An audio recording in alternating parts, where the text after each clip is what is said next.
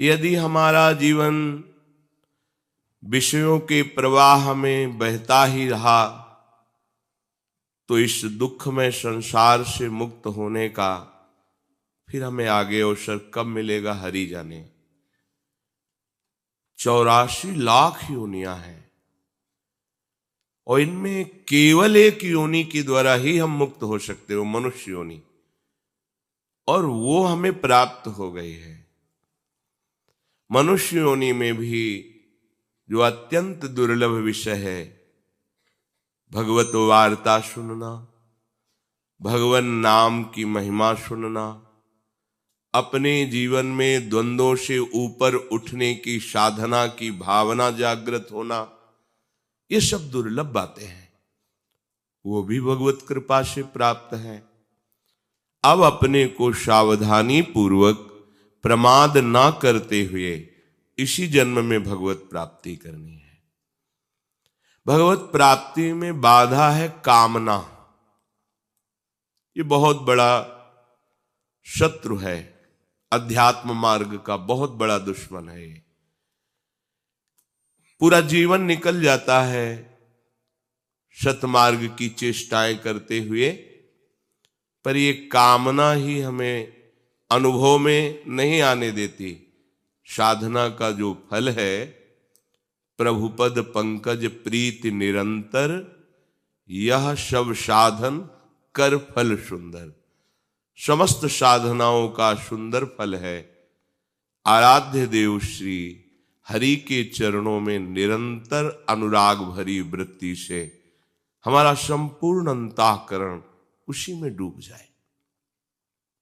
अहम इन्हीं चरणों की दास्ता में बुद्धि यही निश्चय कि प्रभु ही सुख है, मन इन्हीं की सेवा का चिंतन, चित्त एक एक वृत्ति के द्वारा इन्हीं का पूजन करे, यही जीवन का सार। पर कामना ऐसा नहीं होने देती। कामना का स्वरूप है प्रभु के सिवा और कुछ भी चाह करना। बोले फिर जीवन कैसे चलेगा? ये जीवन तो कामना से ही चलता है, हमें ये चाहिए, ये चाहिए, ये चाहिए। तो आपको भरोसा नहीं है क्या? एक देशीय शरीर में ममता करने वाली मां अपने बेटे की चाहे जितना सयाना हो जाए वो चिंता करती है, कब उसे क्या चाहिए वो अपनी सामर्थ्य के अनुसार प्रयास करती है। तो क्या अखिल शक्तियों के स्वामी, सर्वज्ञ, सर्वत्र विद्यमान, सर्वशक्तिमान प्रभु, हम जिनके बच्चे हैं, जिनके अंश हैं, क्या हमको बताना पड़ेगा कि प्रभु मेरी आवश्यकता है? आवश्यकता वो खुद पूर्ण करेंगे। अनावश्यक मांगे हमें परेशान किए हुए, आवश्यक मांगे। जीवन जीने के लिए जो आवश्यक है वो प्रभु पहले से पहले भेजते रहेंगे, विश्वास कीजिए, वो दिए हैं। पर अनावश्यक मांगे जो अहंकार की पुष्टता के लिए, इंद्रियां जो भोग सुख के लिए लालायित है, अनावश्यक, ये मांगे हमें भगवत विमुख कर देती है। तो कहां फिर हम इस मांग को कैसे मिटाएं? चलो मांगो, पर केवल इन्हीं से मांगो। भगवान ने रास्ता दे दिया। आर्त, अर्थार्थी, जिज्ञासु, ज्ञानी, 4 ही प्रकार से मेरे को भजने वाले हैं। भगवान ने उसमें कहा कि जो ज्ञानी है वो मुझे बहुत प्रिय है, बहुत प्रिय है। तो फिर ऐसा लगा कि ये जो 3 हैं, आर्त, अर्थार्थी, जिज्ञासु, ये आपको प्रिय नहीं है। श्री भगवान मानो इसी भाव को आगे पुष्ट करते हुए कहते हैं, उदाराः सर्व एवैते। भगवान उदार कह रहे हैं, जो इनसे मांगता है, देखो कैसे उदार शिरोमणि है। प्रभु से जो मांगता है प्रभु उसे उदार कहते हैं, दरिद्र नहीं कह रहे, भिखारी। मांगता ही रहता है, ये दे दो, ये दे दो। जैसे कोई संपत्तिवान माता पिता हो और उसका पुत्र उससे मांग रखे बार बार, तो उसे अच्छा लगता है कि ये इसी के लिए तो वैभव है, अच्छा है, और क्या चाहिए तेरे को, और क्या चाहिए। उनको और दुलार आता है। फिर ये तो अनंत शक्तियों के स्वामी हैं, पर शर्त है केवल इन्हीं से। इस शर्त में हम सब फेल हो जाते हैं। अगर केवल एक बात रहे कि इन्हीं से, तो आप निहाल हो जाओगे। ये शब्द याद कर लो, केवल इन्हीं से। इंतजार करो, ऐसा नहीं कि अभी बोला अभी हो जाए। बहुत बच्चे हैं उनके, एक दो थोड़ी हैं। और पुकार तो अभी आपकी पहुंच जाएगी, अभी पास हो जाएगा, पर वो पुकार नहीं, अभी आर्त नहीं है, दैन्यता नहीं है, प्रियता नहीं है, इसलिए हमारी पुकार वहां तक पहुंच नहीं पा रही है। पुकारते रहिए, केवल इन्हीं को पुकारिए। जिस दिन सुन लेंगे ना, तो इस दरबार की बात ही कुछ ऐसी है कि एक बार इस दरबार का आश्रय लेने वाले को कभी दूसरी तरफ देखना भी नहीं पड़ा। और ये ऐसे उदार दाता है कि मांगने वालों को कह रहे हैं उदार है। उदारा सर्व एवैते ज्ञानी त्वात्मैव मे मतम आस्थितः सहि युक्तात्मा मामेवानुत्तमां गतिम। कितने कृपालु हैं वो। तमाम गतिम, जो मांगोगे वो तो मिलेगा ही, और ये अपनी तरफ से एक बात देंगे, उत्तम गति दे देंगे। ये अन्य की तरफ मत देखो, एकमात्र प्रभु का भरोसा कर लो तो कामना की भी पूर्ति हो जाएगी, और जो निष्काम धर्म के आचरण से फल मिलता है उत्तम गति, वो उत्तम गति भी दे देंगे। कितने कृपालु हैं। भगवान कह रहे हैं कि ऐसा न समझो कि ज्ञानी ही मुझे प्रिय है और तो सब बेकार। कह रहे नहीं, उदारा सर्व एवैते। ये जो आर्त है, ये जो जिज्ञासु है, अर्थार्थी है, ये बड़े उदार हैं। कैसी कैसी करुणा है। भला मांगने वाला उदार कैसे हो सकता है। लेकिन ये अति उदार भी सुंदर, ये ऐसे प्रिया प्रीतम है, ऐसे महामहिम है कि इनके दरबार में जो मांगा तो वो उसको उदार कहते हैं। बड़ा उदार है, बड़ा लाडला बच्चा है, इधर उधर ना भटक कर सीधे हमसे कह रहा है। प्रभु का प्यार देखो। हम भटक रहे हैं अज्ञान की धरा में, प्रभु सत्संग के द्वारा हमारे हृदय का मोड़ कर रहे हैं अपनी तरफ। उनको जरूरत नहीं है, हमारे मंगल के लिए। ये जो उदार भक्त हैं, पर इनमें जो प्रेमी भक्त हैं, मेरे से प्यार करते हैं और कुछ नहीं चाहते हैं, मैं कैसे बताऊं। वो मेरी आत्मा है, वो मेरा स्वरूप है, ऐसा मेरा मत है। जो कुछ यहां दिखाई दे रहा है वो सब है प्रभु ही। पर जब तक त्रिगुणात्मिका माया का हमारे अंतःकरण में प्रभाव है, तब तक हम अनुभव नहीं कर पाएंगे। जब त्रिगुणातीत अवस्था जागृत होती है, तभी भगवदानंद का साक्षात्कार होता है।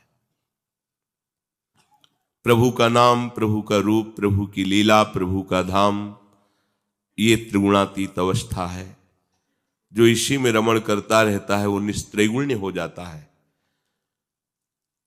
जिसको एक बार भगवदानंद की अद्भुत हुई, फिर अंतःकरण धर्म से वो ऊपर उठ जाता है। संसार का मनन चिंतन, संसार का आकर्षण, भोगों की दास्ता, ये सब खत्म हो जाती है।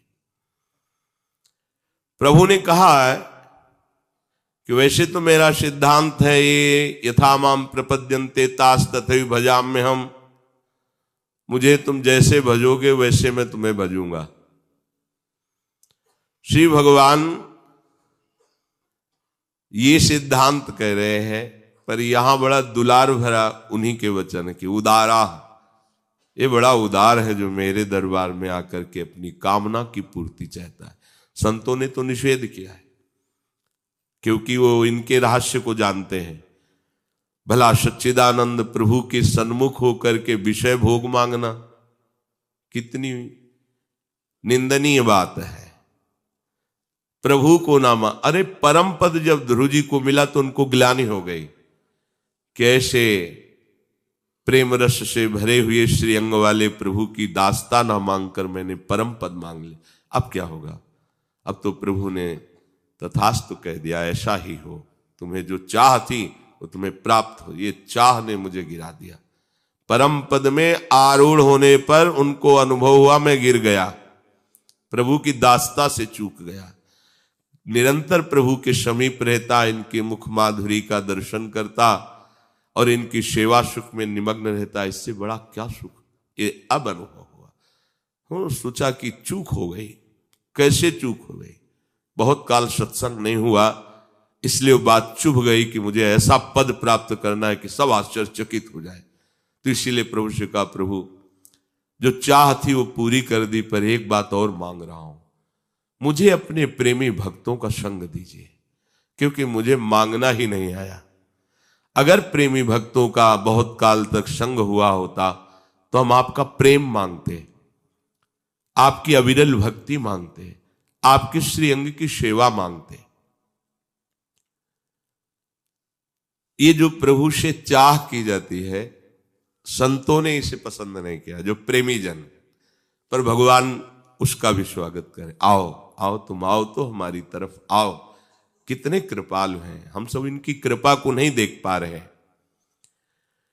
प्रभु कहते हैं, किसी भी तरह से तुम मेरे से संबंध जोड़ तो लो,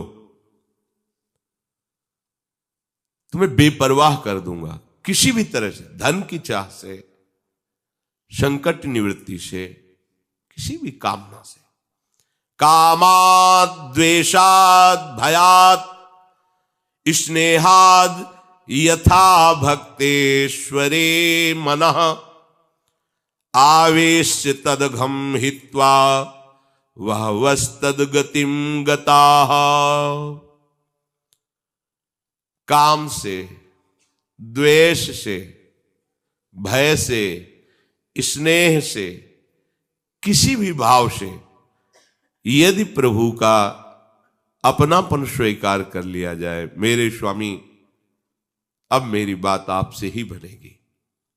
कहते एक नहीं अनेक जन परम पद में आरूढ़ हो गए। जैसे भक्त भक्ति से भगवान को अधीन कर लेता है, वैसा सुख इनको वर्तमान में तो नहीं मिलता। अब भगवान से द्वेष करेगा, और एक है कि स्नेह में भरकर उनको भोग लगा रहा है, नाम कीर्तन कर रहा है, नाच रहा है, उसको जो वर्तमान में सुख मिल रहा है, उसको जो द्वेष से भज रहा है उसको थोड़ी अनुभव में आएगा ये सुख। पर परिणाम सबका एक ही होगा। कितने कृपालु, कितने कृपालु। काम से, किसी भी कामना से, प्रभु है ना, स्वामी है, अखिल कोटि ब्रह्मांडों के अधीश्वर है, सर्वलोक महेश्वर है। किसी भी कामना से वही परम पद देंगे। वो वस्तु तो देंगे ही, परम पद दे देंगे। यदि इनके सिवा और किसी से, जैसे कोई भी बड़ा से बड़ा देवता है, वो विधि विधान देखेगा आपका। अगर विधि में त्रुटि है तो आपका अनुष्ठान सफल नहीं होगा। सांगोपांग अनुष्ठान होना चाहिए और उसी के अनुसार आपको फल देगा। आप जहर मांगो तो जहर दे देगा, जो मांगो वो आपकी जितना तपस्या है, जितना साधन है, उसमें अगर त्रुटि है तो नहीं मिलेगा। सांगोपांग अनुष्ठान हो, फिर जो चाहोगे दे देगा। पर हमारे प्रभु ऐसा नहीं करते, जो चाहोगे नहीं देंगे। तुम्हारा जिसमें मंगल होगा वही देंगे, अन्यथा नहीं देंगे। और त्रुटि हो जाने पर भी तुम्हारी अनुष्ठान की वृत्ति से फल नहीं देंगे। तुमने प्रभु के लिए प्रयास किया, अपनी कामना पूर्ति के लिए, प्रभु को वो इस बात पे रिज के अनुष्ठान से भी बढ़कर दे देंगे। इस राशि को सब कोई नहीं जानता, इसीलिए जल्दी प्रभु की शरण में नहीं होता। ये ऐसा करुणा में दरबार है, कहीं नहीं सुना, कहीं नहीं देखा। एक श्री हनुमान जी महाराज की सिद्धि कर रहे थे, बताया भी है सत्संग में, भीमसेन उनका नाम था, और थे भी बहुत बलवान। और हनुमान जी की सिद्धि और भक्ति में अंतर है, ध्यान रखना। किसी भी महान महिमाशाली देवी देवता या जो भी भगवत पार्षद है, सहज भाव से इनकी आराधना करो, सफलता ही सफलता मिलेगी। वो आपको आगे बढ़ाते चले जाएंगे। और सिद्धि का तात्पर्य होता है उनको अधीन करना मंत्र के द्वारा। अब उसमें अगर अनुष्ठान में त्रुटि हुई तो तुम्हारी ऐसी तैसी भी हो जाएगी। परम कृपालु श्री हनुमान जी महाभागवत हैं। आप खूब भगवान के चरित्र सुनाइए, उनको नाम जप कीजिए, उनकी सेवा कीजिए। बड़ी से बड़ी त्रुटि हो जाने पर आपका मंगल नहीं होगा, मंगल भवन तक पहुंचा देंगे। पर यदि आप किसी मंत्र के द्वारा, हनुमान जी महाराज के जो मंत्र हैं उनके द्वारा आप उनको सिद्ध करके अपना चमत्कार दिखाना चाहे तो सांगोपांग होना चाहिए, नहीं फिर सब बिगड़ जाएगा। अब बहुत काल तक नियम निष्ठा में रहना कठिन होता है। उस समय बाल्यावस्था थी, तभी सुना था कि एक गांव पास में ही है, वो ब्राह्मण घर में जन्मे थे और मंत्रों का उनको ज्ञान था। अनुष्ठान हनुमान जी का कर रहे थे सिद्धि का। खंबे में बांधे गए, देख रहे जंजीर से, लोहे की जंजीर से खंबे में बांधे, ऐसे पेशाब करते, ऐसे डालते, ऐसे फेंकते, पागल एकदम। महाशक्ति संपन्न श्री हनुमान जी को मंत्र के द्वारा तुम अधीन करके अपनी कामनाओं की पूर्ति, आप उनकी सेवा करो, सियाराम नाम का कीर्तन सुनाओ, प्रभु के चरित्र सुनाओ। स्वयं अष्ट सिद्धि नौ निधि के दाता है वो कृपा कर देंगे। एक से एक सिद्धि आप में प्रकट, उनको अधीन प्रेम से ही किया जा सकता है। आप शक्ति के द्वारा तो फिर सांगोपांग पास होना पड़ेगा। एक बहुत बड़े महात्मा के गुरु भाई, वो श्री आद्याशक्ति त्रिपुर सुंदरी भगवती की उपासना की, श्री राधा बाबा ने भी की, पर उनकी प्रसन्नता के लिए किया राधा बाबा ने, कोई मांग नहीं की। आपकी कृपा से श्री कृष्ण हमें प्रीतम रूप में प्राप्त हो। गोपी जनों ने भी आद्याशक्ति कात्यायनी की उपासना बाबा ने भी की, पर वो इस भाव से नहीं कर रहे थे, वो दैवी शक्ति को सिद्ध करने की भावना से कर रहे थे। और बहुत सावधानी, जो बड़े महात्मा थे उन्होंने उनको कहा कि देखो आप आग में कूदने जा रहे हो, मां भाव से करोगे तो दुलार करते हुए सारी कामनाएं पूर्ण करती रहेंगी, और शक्ति को अधीन करने की बात सोचोगे तो आपको कसौटी में कसना पड़ेगा। उनका हम तैयार है। बहुत अल्प दूध लेकर के मंत्र का जाप, उतने ही मंत्रों का हवन, और उस भवन में किसी का प्रवेश नहीं, बड़ी सावधानी से कर रहे थे। जब उनकी सिद्धि का समय आया तो एक मक्खी उनके आसपास घूमी। माता जी का एक नाम भ्रामरी है। इतनी भनभनाट पैदा हुई कि दिमाग कहना कंट्रोल के बाहर हो गया, क्योंकि दैवी शक्ति थी। अब बेटा हो तो मां मां पुकारे, लेकिन वो तो अधीन करना चाहते थे शक्ति के, दिमाग का। सामने देखा अत्यंत सुकुमार अवस्था और एक सुंदरी खड़ी है। पूज्य भाव हट गया। जो भी पूज्य भाव हटा से या देवी सर्वभूतेषु बुद्धि रूपेण, गायब बुद्धि, बुद्धि खत्म। जो एक फुटपाथ में ऐसे पागल जैसे घूमता है, स्थिति हो गई, खत्म। तो जो दैवी शक्तियां हैं, बड़े बड़े देवता हैं, ये मंत्र के अधीन है, ऐसा नहीं, मंत्र के अधीन है। अगर सांगोपांग अनुष्ठान हो गया, जितना मंत्र का अनुष्ठान होता है, तो आपकी कामना पक्की सिद्ध कर देंगे। अगर उनको अधीन करना है कि बोले इनके ऐसा, इनकी अमुक शक्ति अधीन है, अमुक शक्ति अधीन, ये हमने दर्शन भी किए हैं, भ्रमण में बड़े अनुभव हुए हैं। एक जगह गायत्री माता का जो सिद्ध भाव है उनको प्राप्त था, तो ऐसे ही हजारों की लाखों की सभा लगती थी, ऐसे कर देते तो ऐसे खर खर खर कर सोने चांदी के सिक्के गिरते ऐसे। ये सब दैवी शक्तियों के चमत्कार। अगर आप निष्काम भाव से गायत्री जप करेंगे तो श्री कृष्ण प्रेम प्रदान कर देंगी, क्योंकि गायत्री कृष्ण स्वरूपा ही है, भाव अलग अलग है। यहां कह रहे कि जो देवताओं का सकाम भाव से अनुष्ठान करते हैं, अगर अनुष्ठान की पूर्ति ठीक हुई तो आप जो चाहते हैं वो दे देंगे आपको। परिणाम क्या होगा कोई मतलब नहीं, तुम्हारा परिणाम क्या होगा, उनका परिणाम क्या होगा, इसका भी मतलब नहीं। आपके पास है तप रूपी धन, उतना कर लो। अब आप देखो, औरों की तो बात जाने दो, देवादिदेव महादेव, वो असुर शकुनि पुत्र वृकासुर, नारद जी से पूछा ऐसा कोई देवता बताओ जो झटपट सिद्ध हो जाए, प्रसन्न हो जाए, हमें वरदान दे दे। बहुत जल्दी प्रसन्न होने वाले आशुतोष तो भगवान शंकर हैं। सहज भाव में उपासना करो, अत्यंत दुर्लभ प्रेम प्रदान कर देंगे। नरसिंह मेहता जी, पूज्य राधा बाबा, बड़े बड़े महापुरुषों को भगवान शिव ने प्रिया प्रीतम का प्रेम प्रदान किया है। मंत्र के द्वारा जो चाह करोगे वो आशुतोष है, और ढरदानी से लेकर विचार नहीं करते जा।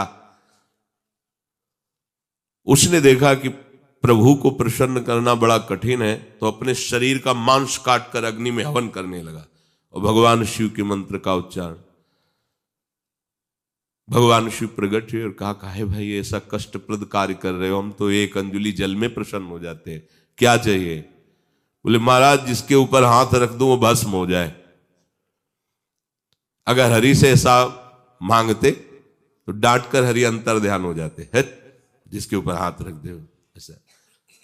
पर वो तो आशुतोष और डरदाली मगन रहते हैं हरि प्रेम में, दुनिया से मांग जाओ तथास्तु। उसने सोचा परीक्षा पहले गुरु से ही करनी चाहिए, इन्हीं के ऊपर हाथ रख देते भस्म हो जाएंगे तो कैलाश का वैभव हमारा हो गया। वो बुद्धि होती है। भगवान शिव भागे, भगवान शिव अपने ही वरदान से। अब वो भगवान शिव के जब देखा कि अब उसको आसुरी शक्ति से वो भी संपन्न था, भगवान जैसे भागते वैसे ही वो पीछे भागता। वो सोचा बचा सकते हैं तो इस संकट से, भगवान शंकर इस संकट से अगर बचा सकते हैं तो श्री हरि बचा सकते हैं। अंदर से चिंतन किया, हरि संभालो आके, तो बस बीच में ही प्रकट हो गए। प्रणाम वृकासुर जी। हमें कौन प्रणाम को, प्रभावशाली भगवान के वचन, इनके पीछे भाग रहे हो? हाँ हाँ, क्यों?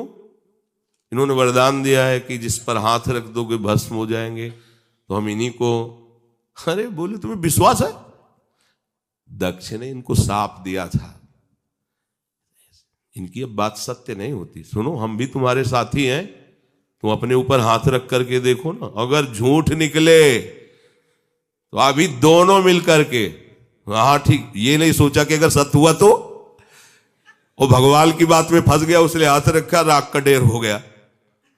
महादेव जी ने लौट कर देखा, अब महाराज बचा लिया, ले तो कहां कहां भागते हो, सब हंसते कि देखो शिव को खेदे हुए। शिव को बोले प्रभु कुछ विचार भी तो कर लिया करो, आप ऐसे ही वरदान दे दिए कि आपको खुद भगाए डोल है। विचार करके वरदान दीजिए, नहीं तो ये आसुर भाव के जन हैं। ये सब साधु जनों को, दैवी संपदावान को, जब आपको ही वरदान दाता को ही भस्म करने की सोच रहा है, प्रभु अगर जिंदा रहता तो क्या न करता। तो उन्होंने कहा प्रभु हम इसलिए अलमस्त रहते कि आप हो ना, आप संभाल लोगे, सब संभाल लोगे। तो जो देवता जन है वो ये नहीं देखते कि इसमें जगत मंगल होगा कि नहीं, आपका अनुष्ठान सही है, आप जो मांगेंगे वो दे देंगे। पर हमारे हरि ऐसा, प्रभु ऐसा नहीं करते। आप और डबल अनुष्ठान कर लो, उसमें आपका अमंगल है तो नहीं देंगे, नहीं देंगे, नहीं देंगे। अनुष्ठान में त्रुटि हो गई है, उसका फल नहीं मिलना चाहिए जो देवताओं की आराधना में त्रुटि होने पर नहीं मिलता। हरि के अनुष्ठान में ऐसा नहीं होता, मिलेगा। तुम्हारा मंगल होना है ना, वो ये नहीं देखते कि त्रुटि कर दी, गलती कर, नहीं नहीं, बच्चा है, चल आनंद लो। ये बात कहीं और नहीं मिलेगी। भगवान के दरबार में ये बात है। अगर इसका रहस्य समझ में आ जाता है तो भूल करके भी वो फिर किसी अन्य का आश्रय नहीं लेता। संसार के भोग, रुपए, पैसे, ये प्रत्यक्ष वर्तमान में केवल महत्व बुद्धि होने के कारण है। जैसे हमको 2000 का रुपया दिखाई दे, बहुत आनंद ले, 2000 रुपया,